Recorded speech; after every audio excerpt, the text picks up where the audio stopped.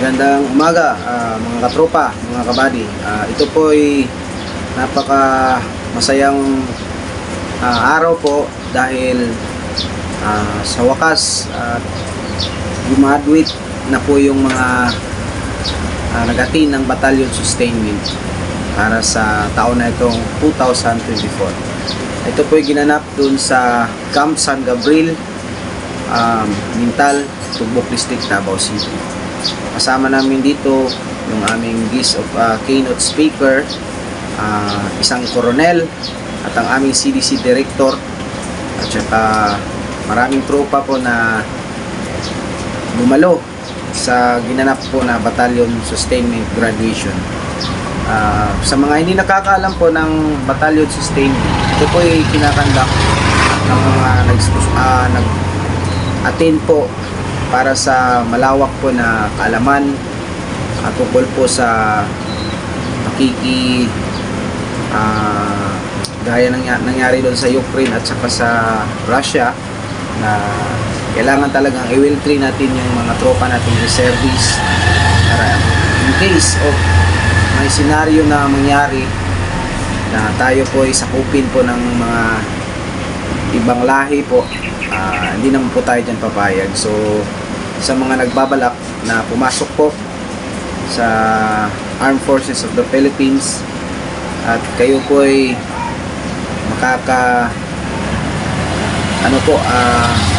experience po na mag-attend ng battalion sustainment, lalong-lalo na doon sa mga nagtatanong after ng activity.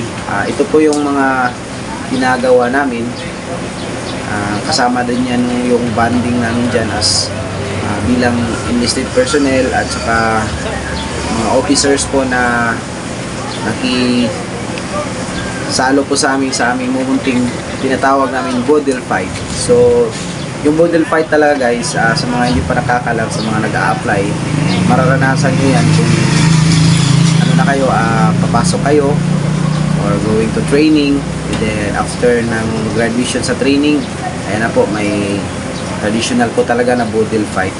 So yun po, kaya naisipan ko po na maiba tayo na gawing ibang content po yung mga pagkain. Kung mga nagtataka kayo kung bakit may halong lutong pagkain, may mga tutorial po tayo, kasi ako po ay nakatupa po sa aming battalion as CMO clerk, as J7, para lalagana pa yung mga mabuting balita tungkol po sa ating mga kababayan na gusto pong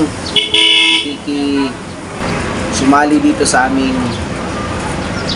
hukbong sandatahang lakas ng Pilipinas. Then yung sa mga stakeholders din po na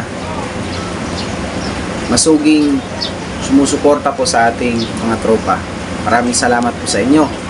At kundi po dahil din sa inyo, hindi po tayo makakalaganap po ng mga iba't ibang caravan na ginaganap every month or every year.